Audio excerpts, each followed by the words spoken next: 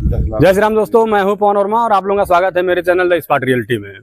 आज हम लोग ग्राम सभा पचरुखी के रघुनाथपुर टोले पे इसमें मौजूद है और हमारे साथ जो है सहायक विकास अधिकारी इस समय आप देखेंगे हमारे साथ बैठे हुए हैं।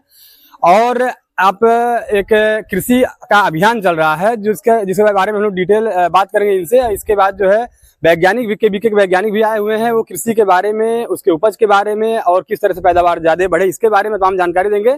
थोड़ी देर के बाद ही जो है एसडीओ साहब का भी आगमन होने वाले हैं। ऐसे में हमारे दो खास मित्र आशीष भैया हैं और अतुल भैया समय हाथ में है। तो मैं डायरेक्ट जो है इनसे जानना चाहूंगा सहायक विकास अधिकारी से कि किस तरह का ये प्रोग्राम है और किस तरह का आयोजन है और आगे जो है अभी किस तरह का जो है प्रोग्राम अंदर होने वाला है। एसडीओ साहब आने वाले हैं और वैज्ञानिक बैठे हुए हैं अंदर। तो आप जरा बताएं, अपना परिचय दीजिए और किस तरह प्रोग्राम है। मैं सहायक विकास अधिकारी हूँ कृषि विभाग से, विकास खंड फरिंदा का। ये संकल्प कृषि अभियान चल रहा है जो भारत सरकार द्वारा चलाया जा रहा है। ये 29 मई से 12 जून तक चलाया जाएगा। विकास खंड के प्रत्येक गांव में अलग अलग दिवसों में ये निर्धारित है और वहाँ पे इस कार्यक्रम में हमारे केवीके के साइंटिस्ट भी आएंगे और हर प्रत्येक एक दिन में लगभग 3 गांव में प्रोग्राम है। 12 बजे एक पहला प्रोग्राम हमारा फर्स्ट शिफ्ट का 9 बजे से 11 बजे है। दूसरे चरण का प्रोग्राम हमारा 12 बजे से 2 बजे है। फिर तीसरे चरण का प्रोग्राम यानी तीसरे गांव में हमारा 3 बजे से 5 बजे है। मतलब एक दिन में, एक दिवस में 3 गांव में प्रोग्राम है।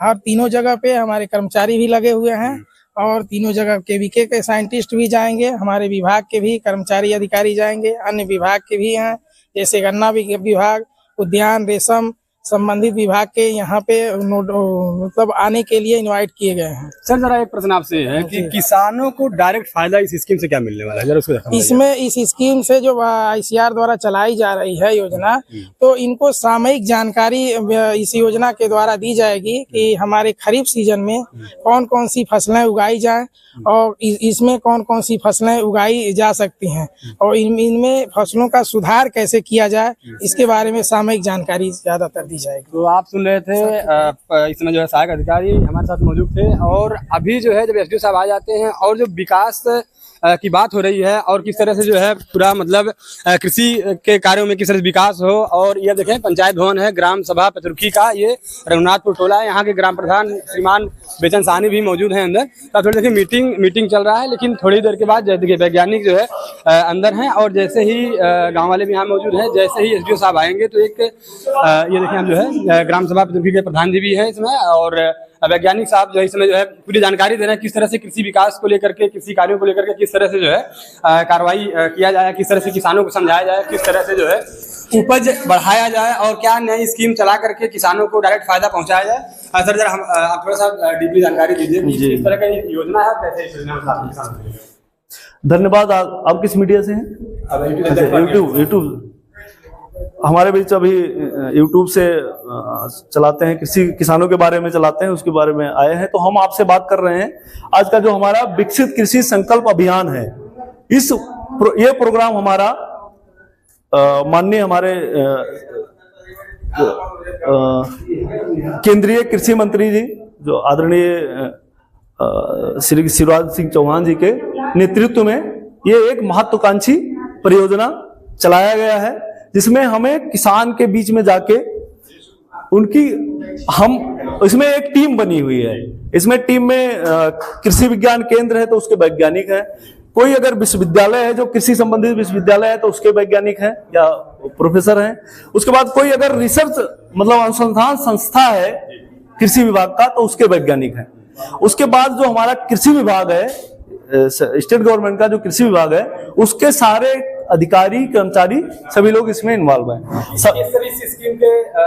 स्कीम से जो है डायरेक्ट किसानों को, हाँ मैं बता रहा हूँ, बस बता रहा हूँ। तो इसमें ये प्रोग्राम इसीलिए बनाया गया है कि हम इसमें पूरी टीम के साथ, वैज्ञानिक की टीम के साथ, प्रबंधन की टीम के साथ हम किसानों के बीच में जाएं और हमारे सीजन में, जो इस सीजन में हमारी आने वाला सीजन, जैसे अभी हम मई में बैठे हुए हैं तो खरीफ सीजन हमारा आ रहा है। खरीफ में हमारा धान मुख्य फसल है क्योंकि महाराजगंज हमारा तराई जोन में है तो यहाँ की मुख्य फसल धान है। तो उस धान के प्रबंधन से संबंधित हम उसको किस तरह से उसका बुआई का प्रबंधन करें, रोपाई का प्रबंधन करें, बीज किस प्रजाति का लें, प्रजाति का सीड रेट क्या होता है, कितना हम डालें, उसमें पोषक तत्व का प्रबंधन किस प्रकार से करें, ऑर्गेनिक सोर्स से करना है या इनऑर्गेनिक सोर्स से करना है, उसको किस रेशियो में रखें जिससे हमारा, और उसमें कीट और बीमारी का प्रबंधन किस तरह से करें, उस जिससे हमारा जो लागत है खेती में वो कम हो और हमारा प्रोडक्शन जो उत्पादन है वो बढ़े। उसके साथ ही जो इसके हमारे खेती से अगर कोई दुष्परिणाम निकल रहा है तो उससे भी रोका जा सके, इसी पे ये पूरा प्रोग्राम ओरिएंटेड है। पूरा प्रोग्राम उसी तरह से बनाया गया है, इसी पे काम हो रहा है। धन्यवाद आपका। आप सुन रहे थे जो है कृषि के जानकार, कृषि के वैज्ञानिक साहब सुन रहे थे, और किस तरह से किसानों को डायरेक्ट फायदा मिले, और अभी तमाम योजनाएं हैं जिसके बारे में एसडीओ साहब भी आने वाले हैं, उनसे भी थोड़ा डीपली समझेंगे। आप लोग वीडियो बने रहें और वीडियो को ज्यादा शेयर करिए ताकि जो है लोगों को जानकारी मिले, लोग जागरूक हो पाए इसको लेकर के। जैसे एसडीओ साहब आते हैं तो एक बार फिर से लाइव होकर के मैं एक बार फिर से वीडियो में। धन्यवाद। कीटनाशक दवाएं खेत में डालते हैं तो उससे जो है मनुष्य को और जानवर को जो बीमारियां पैदा होती हैं, इसकी रोकथाम के लिए कोई दवाइयां हमारी जो है कृषि विभाग निकाली है कि जिससे हम खेत में डालें और मनुष्य और जानवर को वो प्रभावित न करे। क्योंकि ये किसान जो है ज्यादा से ज्यादा पैदा लेने के लिए, किसान जो है ज्यादा से ज्यादा पैदा लेने के लिए वो अधिक से अधिक खादे कीटनाशक दवाएं डालते हैं। तो इसकी रोकथाम के लिए जो है हमारी कृषि विभाग के वैज्ञानिक ने कुछ ऐसी दवाएं निकाला जिससे मनुष्य और जानवर इससे प्रभावित न हो। देखिए मैं बता रहा हूँ, इन सब के रोकथाम के लिए सरकारी समय बहुत ज्यादा पैसा खर्च करें। जैविक खेती, प्राकृतिक खेती, इसका हर ब्लॉकों में जो है ये चयन हो रहा है। हर ब्लॉकों में जो है 100 हेक्टेयर का चयन हो रहा है। 50 3 क्लस्टर है 50-50 हेक्टेयर का। तो जैविक खेती का भी जो है वो कंसेप्ट चल रहा है और हर ब्लॉकों में चयन किया जा रहा है। जैविक खेती और प्राकृतिक खेती।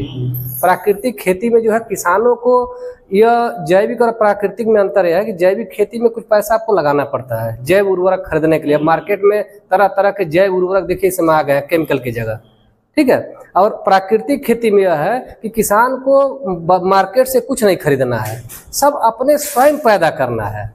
प्राकृतिक मतलब आप पूरी तरह से प्राकृतिक से ही पैदावार हो रही थी। तो प्राकृतिक खेती से ही जो है ये सब कॉन्सेप्ट चला। धीरे धीरे यह केमिकल को सरकार खत्म करे, उसके जगह देखिए आप जो कह रहे हैं क्या करें, तो नैनो यूरिया रहे, नैनो डीएपी, इसका प्रभाव कम है। तो सरकार इस पर बहुत तेजी से काम कर रही है और धीरे धीरे आने वाले समय में एक बैग अगर हम खत्म करेंगे तो हमारी जनसंख्या बहुत ज्यादा है। जैसे श्रीलंका एक बैग जैविक कर दिया तो वहाँ भूखमरी की कगार पर आ गया। इसीलिए हमारी जनसंख्या इतनी ज्यादा, उसको कंट्रोल खिलाने के लिए एक बैग अगर हम जैविक कर देंगे तो कुछ प्रभावित होगा। उत्पादन केमिकल से सीधे हम जैविक पे आएंगे तो उत्पादन हमारा 25% हो जाएगा, हम खिला नहीं पाए। इसीलिए सरकार धीरे धीरे क्रमिक जो है वो काम कर रही है और आने वाले समय में यह कीटनाशी और जैविक जितने यह सब हैं रसायन और कीटनाशक, इसको खत्म कर रही है सरकार।